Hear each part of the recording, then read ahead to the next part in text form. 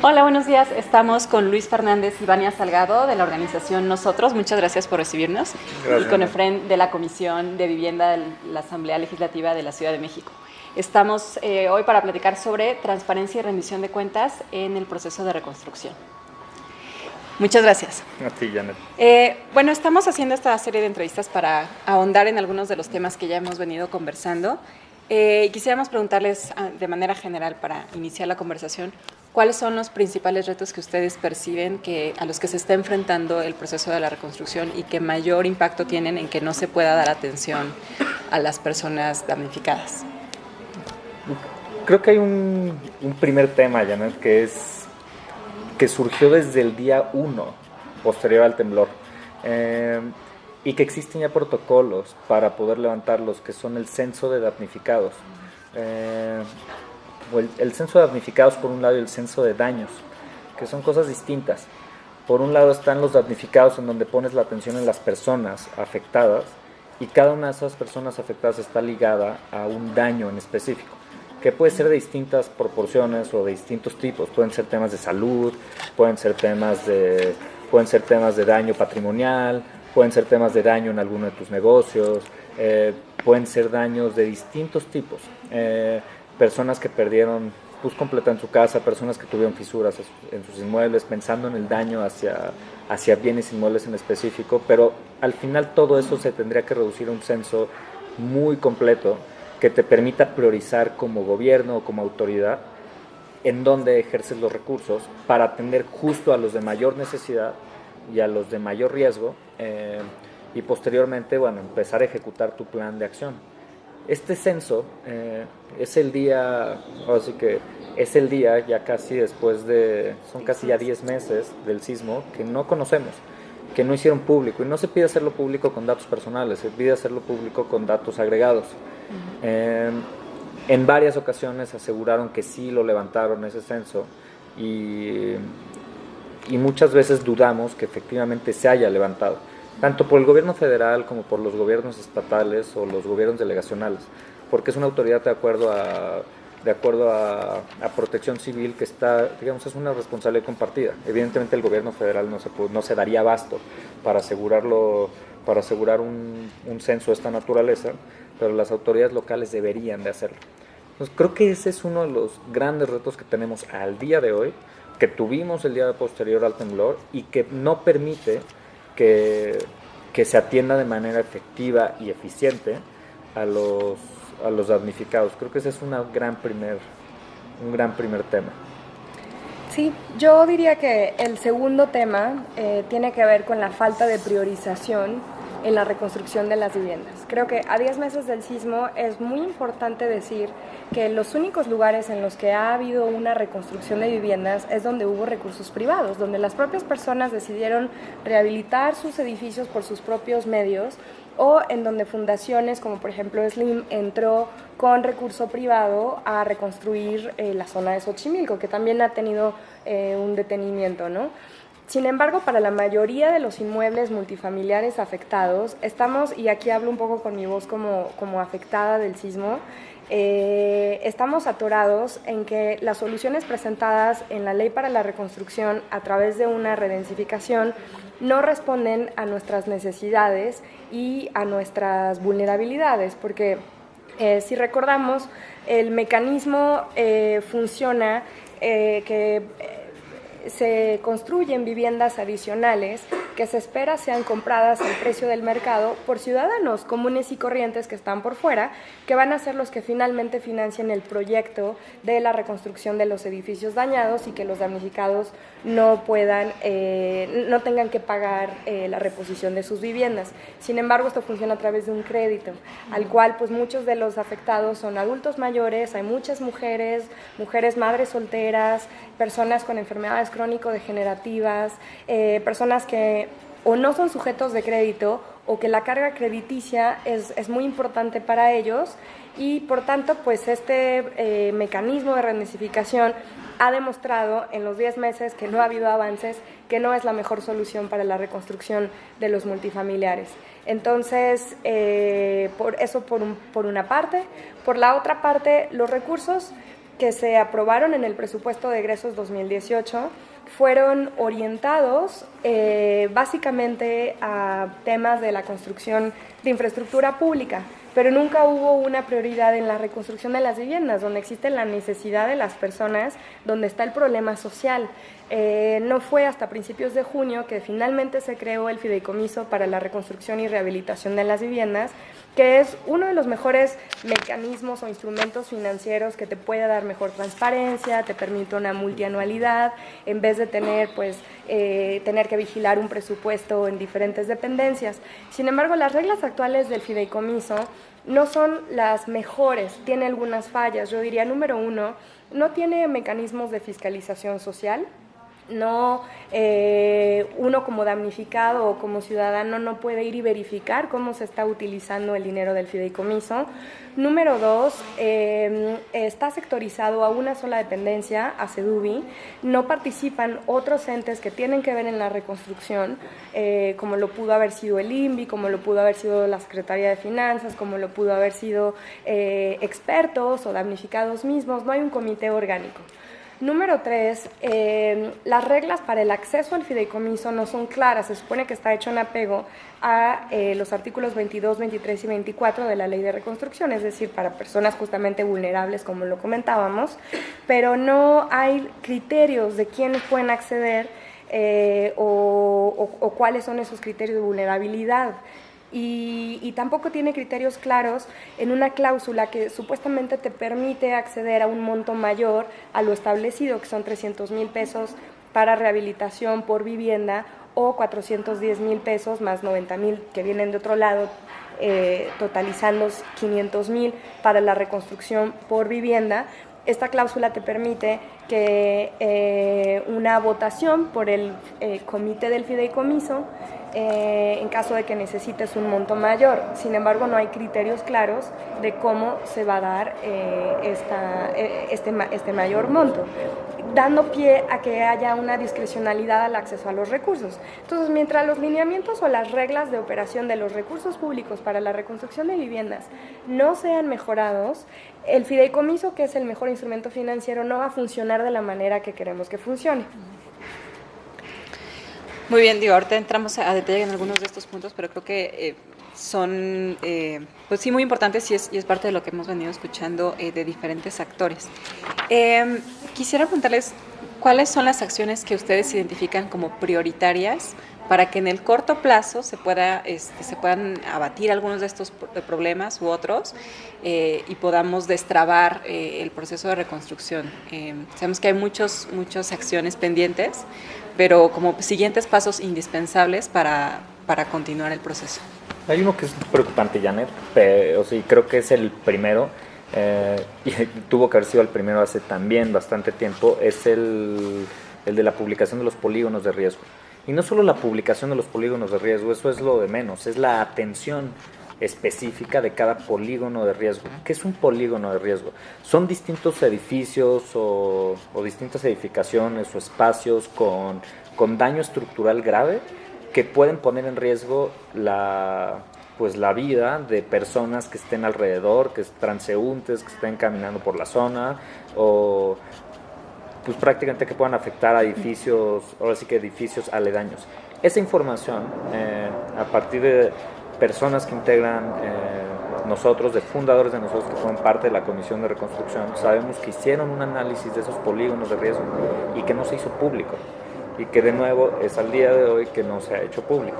Entonces ese es prioritario por un tema de atención o de protección de la vida, pensando que ya va a pasar un año y que va a venir septiembre otra vez, y si tenemos un temblor de menor proporción o de menor intensidad que el anterior, va a acabar tirando demasiados edificios que hoy podrían estar atendiendo como prioridad número uno. La segunda, que creo que es también de las más relevantes, es la atención de nuevo de damnificado por damnificado. Este tema de ventanilla, no sé cómo decirlo, pero la atención tiene que ser casi individualizada. porque cada uno de los casos, como lo explica Vania, pues son distintos. Hay personas que tienen una pensión, hay personas que no tienen acceso a créditos, hay personas con discapacidad en los edificios, entonces cada uno amerita una atención distinta y el gobierno no tiene esa información y no los ha atendido uno a uno desde hace tiempo. Si no concentras toda tu atención de administración pública como prioridad, entendiendo que es una emergencia, eso se dijo hace 10 meses, por Dios, o sea, no es que lo estemos diciendo 10 meses después, el tema es que en estos 10 meses no ha sucedido y es el día que no pasa. Entonces llega un funcionario y les da cierta información, llega otro funcionario y les da cierta información, se meten legisladores en medio, entonces acaban confundiendo en donde la respuesta parece que se tendría que dar por la vía legislativa, cuando tendría que darse desde una posición del Ejecutivo, del ejercicio de recursos, directo hacia los damnificados o hacia la atención de sus necesidades. Creo que esas dos son las de corte inmediato, y si el gobierno cree que no tiene la capacidad, y subrayo el creer tener la capacidad o no, simplemente es asignar los recursos materiales, económicos, humanos que tienes a disposición como prioridad uno, no del gobierno, de la Ciudad de México. Entre ciudadanos lo hicimos y lo planteamos desde hace mucho tiempo, entre organizaciones, entre los distintos grupos políticos, es no solo el gobierno, y entre todos generar la estructura o generar los procesos adecuados para que esa atención se dé lo antes posible. Hoy son menos personas las que se tienen que atender por las personas que ya resolvieron su problema con recursos privados. Entonces hoy tendríamos efectivamente la capacidad de poder hacerlo uno a uno y definir montos y definir criterios y definir tiempos, pero sobre todo, Janet, es dar certeza. Vivir en la incertidumbre es una locura para cualquier persona, para cualquiera. Vivir en la incertidumbre en donde no sabes si van a acabar demoliendo tu edificio o no, si te van a dar 3,000 pesos, 13,000, 25,000 o 450,000 para hacer no sabes qué. El tema es certeza, es con que tengas una decisión en firme, con criterios claros, la vas a tomar, ¿sabes? Pero eso es mucho mejor a estar en la calle acampando a la expectativa de cerrar una calle para que te hagan atención, en donde acabas generando incentivos perversos, en donde el gobierno atiende al que más ruido hace y no bajo condiciones de universalidad de la atención. Sí, eso de lo que habla Luis es uno de los ejes que nosotros estamos empujando en el colectivo de Reconstrucción sin Corrupción, y que se refiere a la priorización de las necesidades, ¿no? Y como damnificada te puedo decir que todavía hay que agilizar los procesos que ya se han puesto en marcha, pero que hay personas que siguen sin tener un dictamen. Personas en zonas quizá un poco más lejanas, por ejemplo en Iztapalapa, que no tienen dónde vivir y que están dentro de una casa en riesgo alto y sin tener un dictamen, sin tener esta certeza jurídica de la que habla Luis, ¿no? También hay muchas personas que no han logrado acceder al programa de apoyos para la renta, que también es una de las cosas básicas, pues porque a 10 meses del sismo ya no puedes estar encima de tus familiares, encima de tus amigos, y bueno, pues desafortunadamente el monto previsto en este programa no es suficiente. Entonces hay que agilizar estos programas que ya vienen trabajándose como parte de la respuesta inmediata, ¿no? En nuestra estrategia de priorización de riesgos es una de las cosas que vamos a empujar. Otro de los ejes es definitivamente la transparencia de los recursos, porque como damnificado creo que lo que más te importa, lo que más necesitas es que el recurso baje, que finalmente te llegue el recurso para que puedas comenzar tu proyecto ejecutivo, para poder rehabilitar tu edificio, o que te llegue el dinero para poder hacer tu proyecto ejecutivo, para reconstruir tu vivienda, o que sepas bajo qué esquema y con qué recursos vas a reconstruir tu edificio, ¿no? Y esto tiene que ver con la transparencia, porque ha habido muchas dudas sobre el ejercicio del gasto. Se conoce ya cuáles las aprobaciones, las erogaciones a partir del presupuesto de egresos. El artículo 14 es la que contiene la mayoría de los recursos, pero también se habla que hay recursos adicionales a nivel federal. Y a la fecha, pues la Secretaría de Finanzas no ha publicado un documento claro donde se explique hoy día, a junio, entonces, a 7 meses después de la publicación del presupuesto, cómo se está ejerciendo este recurso. Y lo que crea pues es muchas dudas para los damnificados mismos, si no volvemos al tema de la certeza jurídica, cómo se está usando el dinero del que tú podrías ser beneficiado porque tú eres el que estás viviendo afuera en la calle o donde puedes. Entonces pues es un tema importante para nosotros, para la organización que estamos empujando, que se transparenten los recursos, cómo van a ser usados. Hay otra, y finalmente hacer un llamado a que se pongan de acuerdo entre el Ejecutivo y el Legislativo para que alguno de los dos sea el que se responsabilice, que si hay todavía recursos disponibles de lo que ya fue aprobado, pues que se reasigne a la reconstrucción de viviendas, ¿no? Que es lo que hablábamos ahorita de uno de los mayores problemas. No está muy claro quién lo debe iniciar, quién lo debe hacer, si hay una vía jurídica para hacerlo solo a través del Ejecutivo. Hay algunos que plantean que tiene que irse hacia una sesión extraordinaria, pero otros tienen miedo de que se pueda prestar para hacer aprobaciones de otra índole fuera del tema de la reconstrucción. Y como damnificados y como ciudadanos no podemos esperar este juego político. Alguien tiene que tomar la responsabilidad de reasignar los recursos disponibles a la reconstrucción de las viviendas. Yo te diría que esa es hoy día, de esta semana, la urgencia más importante que tenemos como agenda, y que es un trabajo que tienen que hacer en común entre el equipo de transición y los actuales gobernantes. En este tema que tal vez ustedes han trabajado un poquito más de la transparencia, ¿cuáles serían los mecanismos que nos hacen falta o que se podrían implementar? Si, por ejemplo, ya tenemos la decisión y ya tenemos la capacidad política de tomar decisiones en el nuevo gobierno, ¿cuáles serían los mecanismos que se deben de implementar para lograr esa transparencia? ¿Quieres contestarlo? Pues creo que la transparencia siempre pasa como en primer término por la generación de la información. Y lo que sabemos es que tienen que generar la información de los recursos ya asignados y publicarla. Esto de nuevo como un ejercicio de rendición de cuentas. Entonces sí, ahí están vinculados ambos. La transparencia, quiero poner tal vez un ejemplo, pero imaginen un escaparate en el que logras ver qué es lo que está sucediendo con los recursos, de cuál es el origen, cuáles son los criterios de asignación y cuál es el destino de esos recursos.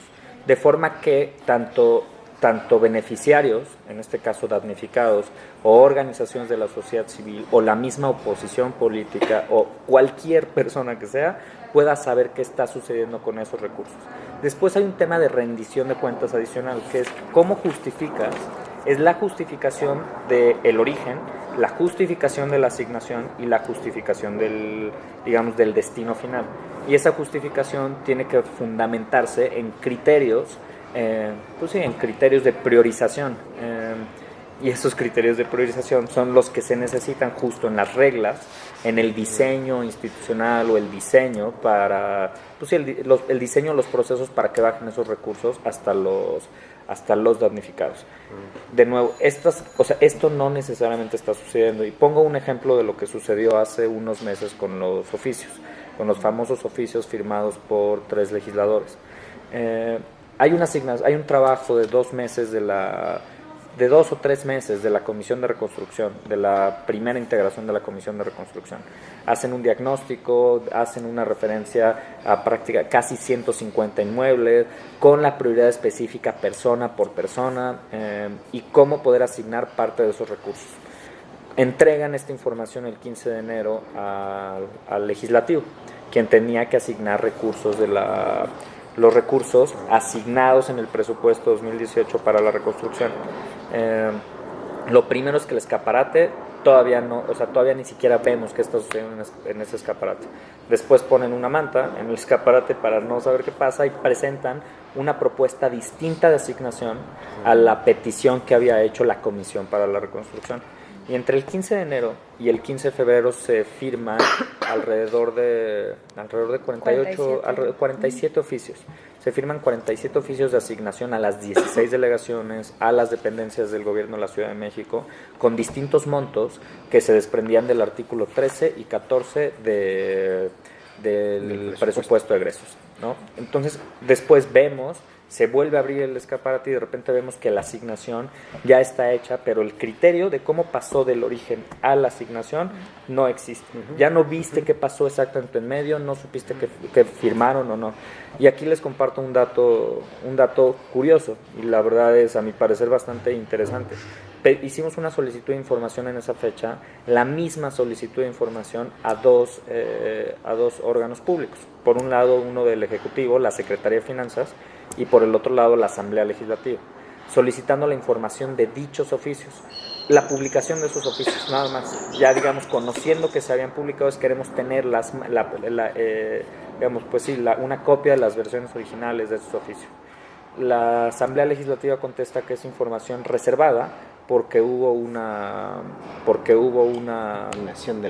impugnación de una versión parlamentaria ante la Suprema Corte, y la otra dependencia lo publica, porque al final es información pública que tenía que compartirse entre ambos. Observamos la información, aparece la firma de estos 3 legisladores con una asignación discrecional de los recursos, que no tiene nada que ver con el diagnóstico presentado a la comisión, que detona la renuncia de prácticamente todos los comisionados.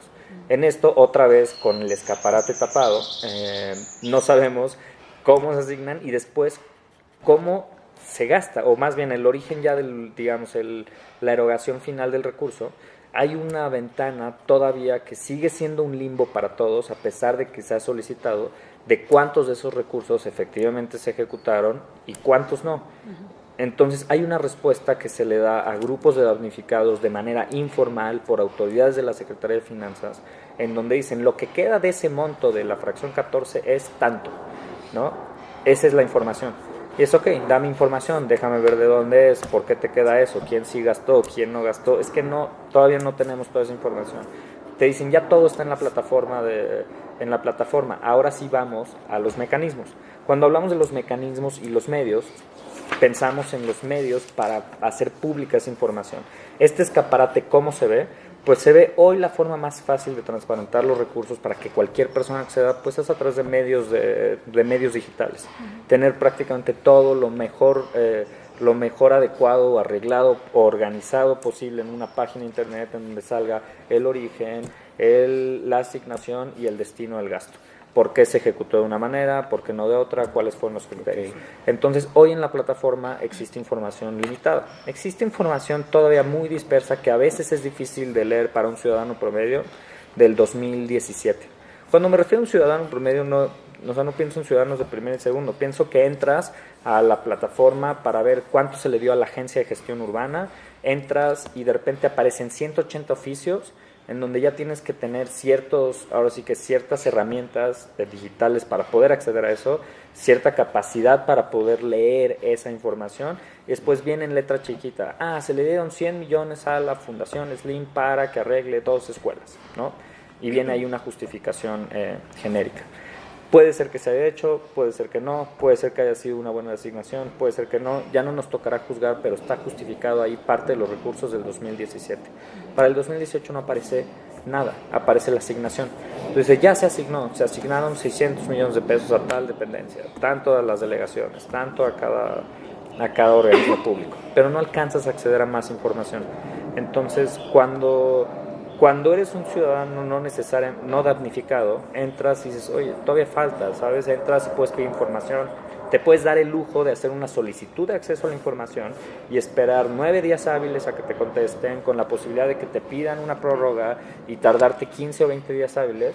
Pero si eres un damnificado y estás en la calle y pides y dices, oye, quiero saber qué está pasando con esta lana porque me dijeron que iba a resolverse esto desde noviembre del año pasado, y esa información no está ahí, no está disponible. La información que está disponible es como un escaparate mal planeado con partes obscuras y partes, ¿sabes? Como con parches. Eso es lo que vemos hoy en la plataforma como mecanismo de transparencia. Los mejores mecanismos y quienes más los necesitan no somos los ciudadanos y los voluntarios que nos metamos a ver el escaparate, son los damnificados que tienen que arrancar cada parche que está pegado para saber qué está pasando con su lana, y tienen que ir a tocar la puerta y con nuestros recursos, porque son públicos, son de todos, no son de las autoridades, que tienen que ir a tocar la puerta a la Secretaría de Finanzas para que les digan qué está pasando, cuánto queda disponible, cómo va a bajar ese dinero, dime ya cómo va a bajar, dime, y después del la desesperación total, cierras una calle, cierras otra calle. Entonces justo ¿sabes? Es como, creo que estamos ahorita en ese escenario. De vuelta a los mecanismos, ese es uno. Las solicitudes de acceso a la información, que requiere cierta habilidad para ejercer ese derecho en específico. Otro mecanismo de transparencia que es exigente son estas presiones sociales, a través de redes, a través de marchas, de tapar calles, que es un ejercicio de presión muy intenso, pero que logra tener algunas respuestas. Entonces, a través de eso logras quitar una partecita del escaparate. No debería de ser así. Debería estar abierto desde antes para que digan todos tengan toda la información. Tuvimos la mala fortuna, y yo sí lo creo que fue una muy mala fortuna, de que se nos atravesara el proceso electoral. Porque aparte de todo, pues no podemos asegurar, o no podemos decir ni sí ni no, que los recursos hayan sido utilizados para fines político-electorales. Hubo una entrega de tarjetas o de vales a N damnificados antes de la elección, decir, hey, aquí está tu dinero, ¿no? Yo, gobierno, resolví. Yo, autoridad de X partido, logré resolver. Y es, ¿con qué sentido? Vas a un día a la elección y el vale sigue siendo lo mismo, es un papel que no vale nada, porque te piden una serie de justificaciones para que puedas acceder a esos recursos. Entonces, la transparencia por todos lados, en cuanto a la difusión del gobierno y comunicación, en cuanto a los mecanismos disponibles que tenemos para ella y en cuanto a los mecanismos de presión, en todos es limitada. Sí, y bueno, Luis está hablando de el tercer eje que estamos impulsando en la organización nosotros, que se trata de mecanismos de participación ciudadana y específicamente de damnificados en toda esta temática de transparentación de los recursos y priorización de las necesidades, ¿no? Y una de las cosas pues, que estamos pensando es cómo empujar una figura de control y vigilancia ciudadana que pueda hacer la verificación de estos recursos. Al momento no existe todavía un mecanismo abierto. Lo que tiene Contraloría General pues son contralorías ciudadanas, pero las convocatorias están cerradas. Entonces no puede uno como ciudadano ir y tocar las puertas de la Contraloría General y pedir pues que se haga una auditoría, una fiscalización social de los recursos. No existe en el sistema local de la Ciudad de México ese tipo de oportunidades para los ciudadanos. Entonces estamos empujando la idea de que se haga uso del Sistema Nacional Anticorrupción para que el sistema sea el que se pronuncie con las autoridades para poder crear los mecanismos de control y vigilancia ciudadana, de manera tal que si un ciudadano quisiera hacer una denuncia o tiene alguna duda sobre la opacidad de los recursos o no logra hacer uso de su ejercicio del derecho al acceso a la información, que entonces pueda recurrir al Sistema Nacional Anticorrupción y exista un mecanismo que mientras se prepara el sistema anticorrupción local, el nacional pueda dar salida a cualquier denuncia o duda de un ciudadano. Entonces, bueno, pues esperamos poder preparar algo en ese sentido, porque pues sí, mientras no sepas cómo se está haciendo uso de los recursos, no puedes hacer una exigencia para un lado o para otro. Con lo que se ha planteado en la mesa y los temas que han trabajado, me da la impresión de que necesitamos una oficina, una ventanilla única, una ventanilla central. ¿Estarían ustedes de acuerdo en que haya ese procedimiento? Que realmente siento que el proceso está disperso en varias ventanillas. ¿Qué tanto estarían ustedes de acuerdo en que eso más bien se centralizara y que fuera una sola ventanilla la que simplemente canalizara a los ciudadanos, recibiera a la ciudadanía? Déjenme complementar esa pregunta porque, o sea, si parte de lo que hemos observado, en este caso y en otros problemas de la ciudad, es que algunos diseños institucionales que deberían operar como contrapesos, más bien en lo que se han convertido es en la falta de responsabilidades claras, ¿no? Entonces, en vez de que la especialización de los diferentes agencias o de las diferentes instituciones que se han creado ahorita para la reconstrucción, o digamos que a las que se le asignan atribuciones, o sea, en vez de que esa especialización pues sea más fácil de monitorear, ¿no? Qué le toca y entonces qué le toca al siguiente paso, y que entre ellos pues denuncien o señalen cuando una autoridad no funciona, pues, como mencionas, se convierte en una responsabilidad muy diluida y también en incluso en coaliciones extrañas que no le funcionan al ciudadano, ¿no? Entonces, en ocasiones centralizar, pues, pudiera también centralizar o generar cotos de poder muy grandes, ¿no? Pero en otras ocasiones, pues a lo mejor nos ayuda a resolver también el problema de la falta de coordinación y la falta de claridad de a quién le pides cuentas de qué. No sé cómo lo perciben ustedes. Sí, o sea, pues yo creo que tiene sus pros y sus contras, básicamente como lo señalas, ¿no? O sea, definitivamente una de las tareas más difíciles que ha tenido el damnificado es el acudir a cerca de 15 diferentes instituciones entre el nivel local, nacional y federal, y porque tienes que ir al Instituto para la Seguridad de las Construcciones para tener tu dictamen, tienes que ir a CEDUBI para que te hagan la visita de un DRO, tienes que ir al INVI para que te den tu cheque, tienes que acudir a la Consejería Jurídica para resolver tus problemas con tu título de propiedad, tienes que ir al seguro o a la Conducef para arreglar tu hipoteca. O sea, podemos detallar todas las diferentes instituciones a las que un damnificado tiene que acudir, que es un viacrucis el poder resolver alguno de todos sus problemas. La idea es muy tentativa, el que en una sola ventanilla, en un solo lugar, puedas resolver varios de tus problemas. Sin embargo, tendría que ser un lugar muy eficiente, porque en esos lugares en los que solo hay una sola persona, un solo lugar, o sea, no una sola persona, una sola institución que te tenga que resolver, tiene que ser capaz de poder resolver articular el resto de exacto, todos trámites. los demás problemas, ¿no? Y pues somos miles de damnificados, entonces pues las colas van a ser grandes, ¿no? Hasta esa parte de cuánto personal vas a disponer y entrenar para que pueda conocer todos los diferentes ámbitos que existen, pues sí es un reto no menor. Tendría que pensarse muy bien. Una buena capacitación. Yo estoy de acuerdo estoy de acuerdo con la idea. Creo que sí sería posible, o sea, si lo pensamos como una estrategia ideal, creo que sí es indispensable, pero aquí hablamos de la relación ciudadanía-gobierno, de cómo el damnificado acceda a esto con una buena política pública y un buen diseño institucional que atienda esto. Y un diseño institucional que puede ser de emergencia, puede ser algo temporal. ¿Sabes? Sí puede ser algo temporal. El número de ciudadanos que contratas para esto, el número de funcionarios públicos que destinas a esta función y una capacitación breve o un manual breve que te permita saber en dónde y cómo resolver cada uno de estos trámites que explica Vania. Ahora, sobre la autoridad es distinto. Como aquí hay una conversación que tuvimos con Mauricio Merino, el coordinador nacional del movimiento, y es una idea muy simple y muy potente, pero ese liderazgo importa, y la capacidad de ese liderazgo de articular a distintos actores y de tomar decisiones es indispensable.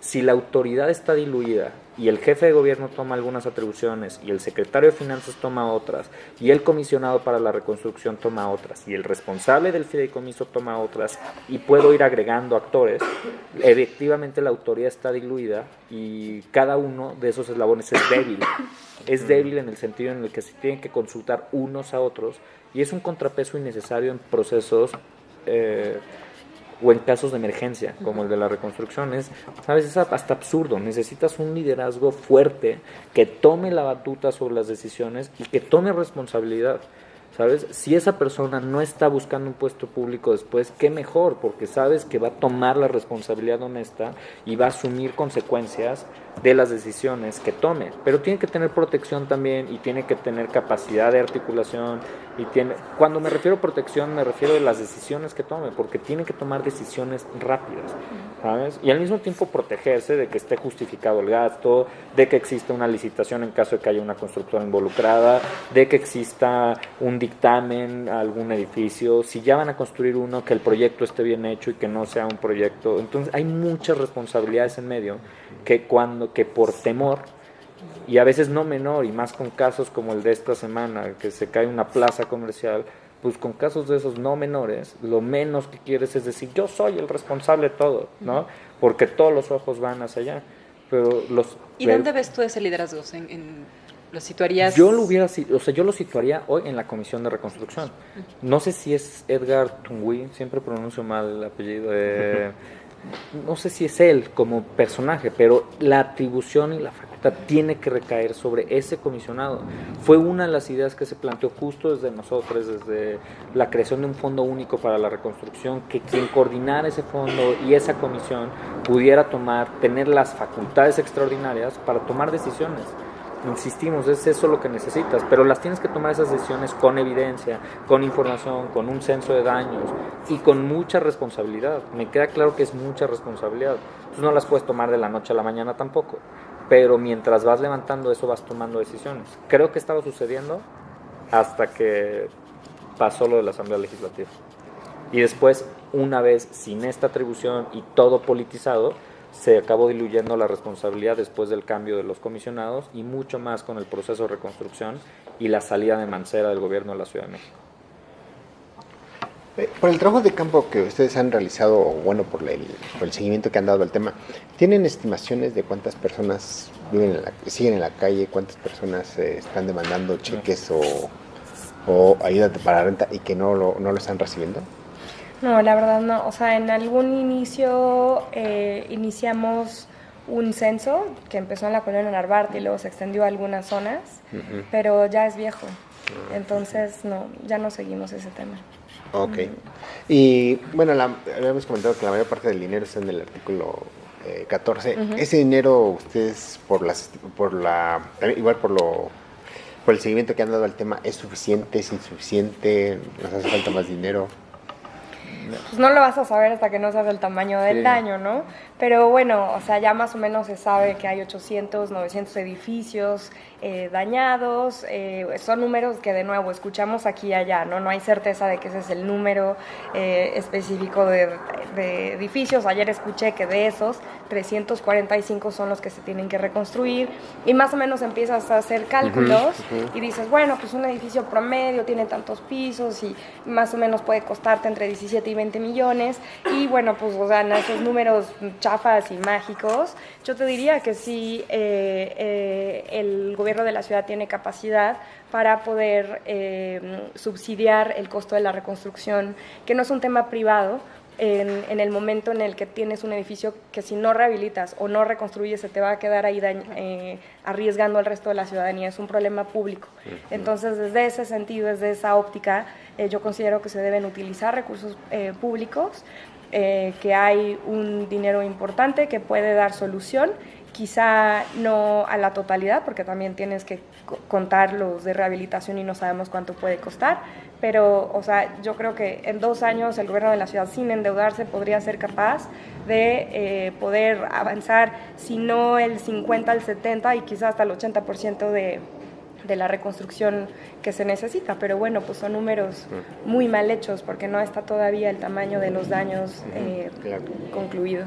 Sí, por ejemplo, también esas estimaciones no consideran, y tampoco sabemos si hay un buen diagnóstico sobre daño a infraestructura o sobre otras inversiones que se necesitan de largo plazo, ¿no? Para reducir también otras vulnerabilidades de la ciudad. Claro. Sea daño a infraestructura hidráulica o daño en instalaciones estratégicas, como que tampoco lo sabemos, y entonces tampoco, no sé si ustedes han podido como acceder también a información complementaria en los polígonos donde están estos edificios, sobre otro tipo de daños y otro tipo de gastos que se tienen que hacer. Pues, o sea, definitivamente hay un segundo universo de inmuebles que hoy día a lo mejor no están dañados, pero que son estructuras que se construyeron incluso antes del 85, justamente en estas zonas de polígonos de riesgo, en la colonia Portales, en la colonia Roma, en la Condesa, que claramente la densidad de edificios en riesgo alto de colapso es mayor al promedio. Y en esa zona seguramente hay este segundo universo de edificios que hoy día a lo mejor no tiene daños visibles, pero que no sabes si en los siguientes temblores, porque es una realidad, va a seguir temblando en este lugar, se van a dañar. Y hay que, pues, tener una mitigación del riesgo de forma preventiva, que quizá te solicite utilizar recursos de manera preventiva en estructuras que a lo mejor tienen, pues, estructuras antiguas, ¿no? Con plantas bajas débiles o también infraestructura pública, ¿no? Que es lo que tú comentabas, que no se ha hecho nos ha terminado todavía ese diagnóstico integral. La verdad es que cuando ves la experiencia de otros países, o sea, las reconstrucciones llevan 10 años, o sea, es un proceso largo, pero por supuesto hay prioridades, ¿no? No puedes tener 10 años a las personas viviendo en las calles, definitivamente no, ese es un tema que inmediatamente tienes que resolverlo, pero el tema de la reconstrucción, de la verdadera mitigación del riesgo, de la verdadera resiliencia de una ciudad, es algo que también requiere un cambio de cultura, ¿no? ¿Cómo te aseguras que, o sea, cómo entramos a una cultura de mitigación del riesgo a través de asegurar nuestros departamentos, por ejemplo, en lo individual, pero también tienes que asegurar la estructura de tu edificio colaborando con tus vecinos y pagando un seguro. O sea, hay muchas de estas cosas que son en realidad de largo plazo, que en algún momento se tienen que poner en la mesa, porque, bueno, no podemos simplemente pensar, ya pasó el sismo, terminaremos la reconstrucción en 2 años y ya. O sea, o un impuesto, digo, agregando esta idea, pero ya, y es una idea que ya se había socializado en algún momento de estos meses, pero el cobrar un poco, un seguro en el impuesto predial. Bueno, ¿Sabes? sí O un se seguro, efectuó. ¿no? Un seguro adicional para todos los inmuebles de la ciudad. Entonces pasa esto y tienes una forma de resolver rápidamente. Creo que eso es lo menos que podemos tener con estas estrategias de resiliencia y mitigación. Claro, y el gobierno tiene que ser un poco más creativo en los mecanismos de resolución. O sea, hay otros países que, por ejemplo, idearon bonos de deuda pública para sacar de ahí el recurso para la reconstrucción, o ingresos que no venían de impuestos. O sea, hay diferentes mecanismos que podemos pensar cómo vamos a resolver hoy día el problema y en largo plazo cómo vamos a mitigar el riesgo, que no son necesariamente el esperar que la ciudadanía venga y compre a precio de mercado nuevos departamentos que las constructoras de manera privada hagan y se beneficien. O sea, hay que pensar mejores soluciones. Y también cómo podemos incrementar la transparencia y visibilizar el impacto, comunicar mejor el impacto de donativos privados, de fondos internacionales, o sea, de otro tipo de recursos complementarios que también están, pues son parte de la bolsa, ¿no? Y de los recursos disponibles para la reconstrucción y que también pues podrían usarse mejor y podría comunicarse mejor. Y de nuevo, pensando en la próxima ocasión, pues cómo volvemos a pedir a los ciudadanos que cooperen para atender una emergencia cuando no se está dando cuentas de qué se hizo con sus donativos, por instancias públicas o privadas, ¿no? Yo creo que la respuesta es la que digo, la que planteamos casi las 2 o 3 semanas del sismo, pero es el fondo de reconstrucción, un fondo único de reconstrucción, todos los donativos que vayan. Si no se quiere un fondo en términos de agarrar el dinero y ponerlo en la misma cuenta bancaria, o sea, para dejar como muy clara o visualizar la idea, no importa que el fondo esté diferenciado, cada quien lo tenga en sus distintas cuentas, privados, internacionales, no importa. El tema es la coordinación en la asignación del gasto. Esa coordinación te evita bajo cualquier circunstancia duplicidad en el ejercicio de funciones, centralizas el diagnóstico, centralizas el censo de daños, el censo de damnificados, a partir de ahí integras un diagnóstico, integras prioridades y empiezas a ejercer el gasto de manera ordenada, en coordinación con las distintas autoridades responsables, pero a sabiendas de con cuántos recursos cuentas. Este planteamiento, Janet, se hizo para Chile en el temblor de 2010 y fue una de las salidas más eficientes que lograron encontrar y se tardó bastante tiempo. Después en Indonesia, en el temblor de 2004 en Aceh, que vino acompañado del tsunami también, se utilizó también un fondo único de reconstrucción nacional. Estas recomendaciones, Indonesia se tardó casi 6 meses en llegar a esa solución. Chile se tardó más o menos 4 meses en llegar a esa propuesta. Aquí se planteó prácticamente desde el día 2 o el día 3 fue cuando salimos con un planteamiento de esta naturaleza, porque es una de las mejores prácticas recomendadas por el Banco Mundial ante la atención a desastres naturales, ¿sabes? Es un tema de política pública, ya no tenemos que inventar el hilo negro, ya hay camino andado en distintas partes del mundo sobre cómo atender desastres de esta naturaleza o pues sí, desastres de esta naturaleza que te permitan justo juntar todos los recursos, asignarlos de la manera más eficiente, evitar duplicidad de acciones. ¿Qué es lo que está pasando hoy? Por ejemplo, en Juchitán a mí me llama muchísimo la atención, porque hay Fundación Slim y hace casas, y llega después Fundación, no sé, cualquier otra de las fundaciones, llega el gobierno federal con Fonden y entrega recursos, y la probabilidad de que le des al mismo damnificado 3 o 4 veces recursos es altísima, versus la necesidad que puede tener una persona en un lugar con menos de visibilidad. ¿Sabes? Que con menos visibilidad me refiero a la zona del istmo, que estén a 2 o 3 horas de Juchitán, o un poquito más arriba hacia la montaña, en donde también hubo daños mucho más, o sea, muy graves en Oaxaca. Ese tipo de cosas es la autoridad en coordinación con el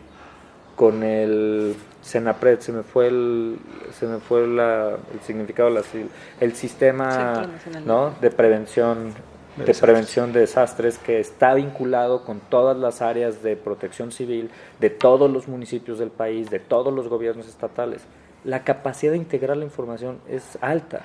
No sé por qué no lo hicieron. Entonces, si tú tienes esa información, la logras centralizar, logras integrar, insisto, no lo tienes que poner en una cuenta, solo siéntalos a la mesa. El presidente presidente lo sentó y sentó al titular de la Asociación Bancaria de Bancos de México, a los titulares de distintas asociaciones de privados, de constructores, de todo el tipo, y dicen, sí, tenemos esto, pero no hubo una coordinación real a partir de ahí para empezar a asignar. Y como todas las crisis, tienes un periodo de atención extrema y de repente ya se empieza a diluir, y efectivamente los actores que no son afectados pues empiezan a tener otra vez entrar a sus tareas, y la atención nunca sucedió, ¿no? Pero entonces, para entender bien esta propuesta, creo que es clave esto, no tiene que ser una sola cuenta, sino un solo mecanismo de ejercicio de recursos. Pero entonces, digamos, ¿qué es lo clave para echarlo a andar? O sea, si no es un mecanismo financiero, sino un mecanismo de coordinación, pues entonces a lo mejor regresamos a los problemas que tenemos, ¿no? De falta de información, falta de diagnóstico, falta de liderazgo, falta de coordinación. Sí, pueden ser ambos, Janet. O sea, puede ser ¿cómo resolvemos y coordinación. Exacto. ¿Cómo resolvemos esos otros problemas que con o sin fondo los tenemos para hacer posible el fondo, como habilitadores de este fondo, de esta mejor coordinación? Yo creo que aquí era un tema creo que un tema de confianza, por el cual muchos empresarios no quisieron. Exacto, si no ves un diagnóstico claro, si no ves un plan de acción, si no ves un compromiso. Pero sí es un tema justo entonces, no solo de liderazgo, sino también de diseño institucional. Según yo, el diseño institucional está, insisto, Senapred no es una cosa menor, ¿sabes? Es quien tuvo que haber atendido eso en el país, y todo el sistema de protección de protección civil tuvo que haberse activado, y se activó en ese momento, pero no fue suficiente para tomar la coordinación ya de las decisiones de acción o de ejecución. Después empiezan todas las donaciones a suceder, y creo que el caso más representativo de esto pues fue el Fideicomiso Fuerza México. Hoy es un fideicomiso tremendamente transparente, y reconozco muchísimo la labor que hayan hecho. Al final es un grupo de empresarios que dijo, Fideicomiso Fuerza México. El gobierno asumió que iba a ser en conjunto y que iban a tener cooperación. Esto el día 1, creo que fue, no sé si habían pasado 18 horas, tal vez menos, pero salió inmediatamente. Entonces todo el mundo empieza a donar. Hubo donaciones internacionales que se fueron a Fuerza México, entonces que los destinaron a, no sé, gobiernos, no recuerdo ahorita, tengo aquí el dato, pero fueron fácil unos 8 o 10 gobiernos que dieron $1 millón cada uno. Llegan a Cancillería, todo esto se hace a través de MEXID, la Agencia de Cooperación Internacional de Cancillería. Hablan y dicen, hey, ¿qué hacemos con los recursos? Deposítalo a esta cuenta. Esa es respuesta institucional. La respuesta del gobierno de México fue deposítese al Fideicomiso Fuerza México. Y entre una confusión inicial en donde, va a ser un mecanismo de coordinación, todos, nos llamó la atención y fue, está bien. Los empresarios al día siguiente salen a decir, no se confundan, este es mi fondo. Y es como, no va a ser un fondo compartido. Sí, yo ya tuve el aval de la Secretaría de Hacienda, pero no, lo vamos a administrar nosotros y no ustedes. Esa administración se desligan de gobierno. Entonces el gobierno dice, oye, pues está bien, entonces no administras nada. Entonces acabaron recaudando como 200 millones de pesos o 215, nada que ver con los fondos que tenía el Fonden, con los fondos de la Ciudad de México. Ya la proporción es, ¿sabes? Es distinta. Tan solo la Fundación Slim tenía 2.135 millones de pesos. ¿Sabes? La diferencia es radical. ¿Pueden hacer cosas con eso? Claro que pueden hacer un chorro de cosas. ¿Por qué no se integra a un fondo? Fue por la desconfianza en ese momento empresarios decir, hey, ¿qué va a hacer el gobierno con esto? No veo claridad. Ves a personas ya con ciertos antecedentes de corrupción donde dicen, no voy a poner todo esto en manos de la SEDATU, que vaya a hacer el censo, o en manos de quién sabe quién, si no hay un mecanismo extraordinario de coordinación. Y ese mecanismo no se creó. Hicimos una presión fuerte al presidente de la República. Desde la organización le entregamos pocas firmas en el momento, le entregamos casi 8,000 firmas que juntamos en unas 12 horas. Y fue, oigan, a ver, hay 8,000 personas que están pidiendo el Fondo Único, pon atención nada más, velo, a la Secretaría de Hacienda. Lo presentamos a los gobernadores y quien lo tomó fue el gobierno de la Ciudad de México. Dijo, sí, es la mejor forma de resolverlo. Ya revisé el análisis comparado de la mejor salida en desastres de esta naturaleza, integramos un fondo único, pero lo tengo que poner en una ley, y empezó el tema de la ley de reconstrucción, se integró la comisión, etc. Eso sale de esta propuesta. ¿Qué sucede? De nuevo, creo que es un tema de confianza, creo que sí es un tema de liderazgo y sí un tema de atención de las autoridades al más alto nivel. Tan solo en las vocerías, veámoslo en las vocerías de la primera semana. Estaban los candidatos o los suspirantes, diría Cepeda Patterson, estaban los suspirantes, estaba Mid en Juchitán, y estaba Nuño en Morelos, y estaban todos los suspirantes, eran voceros. Entonces decía una cosa uno, decía otra cosa el otro, decía una cosa el jefe de gobierno, cada gobernador decía una cosa distinta, el presidente decía otra cosa. Yo creo que pude haber contado en esos 2 días al menos 25 autoridades, 25 autoridades que dijeron cosas distintas. Todos, y todos con información privilegiada. Pues sí, están en el corazón de toma de decisiones que nadie sabía ni qué. ¿Qué lo abate? Según yo sí es un tema de confianza y sí, resultados. Y si ves que no hay confianza en ese mecanismo, la tienes que construir. ¿Cómo? Con un mecanismo compartido. Es gobernanza. Al final son este tipo de cosas cuando pensamos en gobernanza. Y participación ciudadana, ¿no? Porque los damnificados se quedaron fuera. Y, o sea, desde la creación de la ley, desde los lineamientos del fideicomiso, desde la participación dentro de la comisión, o sea... Exacto.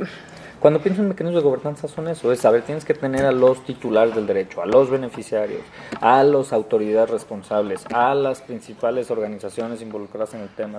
Abre el mecanismo y sabes, da la entrada para que tengas información de primera mano de damnificados de la Ciudad de México, de damnificados de Oaxaca, de damnificados de Morelos, de las 8 entidades. ¿Sabes? Integra un buen mecanismo de flujo de información, pero te tienes que preocupar mucho por eso al inicio. Si no te preocupas por eso, pues todo es un caos y acaba siendo todo, pues sí, acaba estando todo echado al aire. Necesitas una encerrona de 3-4 días de diseño casi de política pública. Bueno, pues a lo mejor para terminar solo algunas lecciones aprendidas, pensando nuevamente en que estamos en una certeza, ¿no? de que estos eventos se van a repetir, que creo que estamos más conscientes de que no por haber sobrevivido 85 estamos libres de riesgo, los inmuebles están a prueba de balas. Entonces, pensando en cómo prepararnos mejor para futuros eventos, a lo mejor si nos pueden ayudar con esas conclusiones de lecciones aprendidas o que debemos aprender, que no podemos dejar que se pierdan, ¿no? Pues cierro rápido, yo creo que ya las hemos comentado a lo largo de la conversación, pero creo que es esa, es pensar en un instrumento que te funcione para atender estos temas de forma inmediata. Un fondo único de reconstrucción es una buena práctica, es una recomendación del Banco Mundial, ha funcionado en otros desastres naturales, no lo echemos por la borda, pensemos que es un buen mecanismo. Algunos dicen, ya existe el Fonden no es suficiente, ya tiene reglas que no necesariamente... que no logran atender, no necesariamente, con total certeza no logran atender el total de damnificados, son rígidas y lo observamos en este proceso. Necesitamos un sistema flexible y entender que bajo escenarios de esa naturaleza las facultades, pues no sé, metalegales o no sé cómo llamarlos, las facultades extraordinarias y temporales tienen que ser necesarias. ¿Sabes? No es un tema de dejar de tener cuidado con el ejercicio del gasto y con todas estas cosas, pero necesitas mucha velocidad para poder recuperarte lo más pronto posible.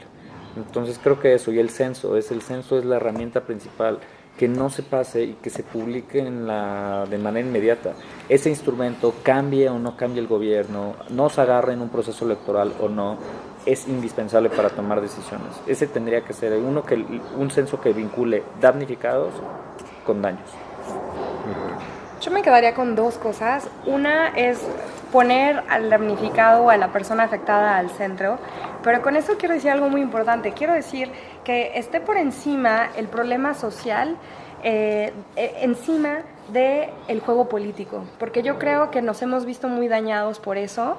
Las autoridades en un discurso muy demagógico te dicen yo te quiero ayudar, de todos los niveles, pero en realidad lo que les importa es lo que le beneficia a su partido y de cómo poder posicionarse de una mejor manera. Eso lo hemos visto en todos los niveles, desde los candidatos de delegaciones que venían con cosas que unas te servían y otras que no, hasta ahorita este juego entre el legislativo y el ejecutivo.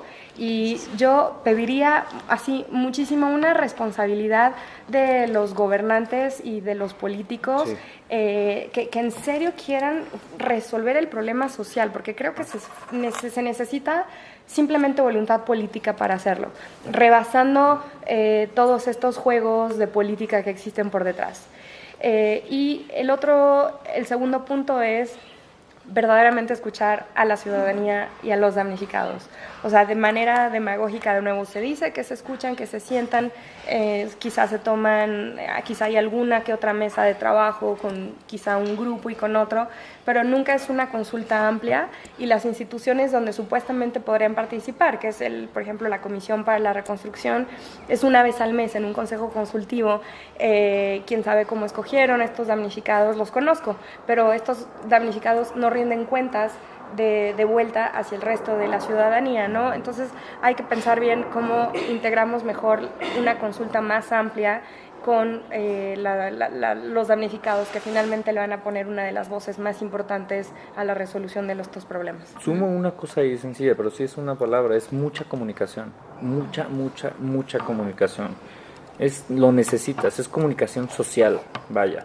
Eso tiene que ser casi prioridad, porque no es, ¿sabes? Esta ausencia de rendición de cuentas pasa por un tema de comunicaciones. Solo digan lo que están haciendo constantemente y den respuestas, porque en la medida en la que haya más comunicación, aunque haya más información, te da mucho más certeza, mucho más tranquilidad como damnificado. Bien, bueno, pues muchísimas gracias y seguimos trabajando con este mismo propósito, ¿no? Claro que sí. Gracias, Janet. Gracias. Muchas gracias.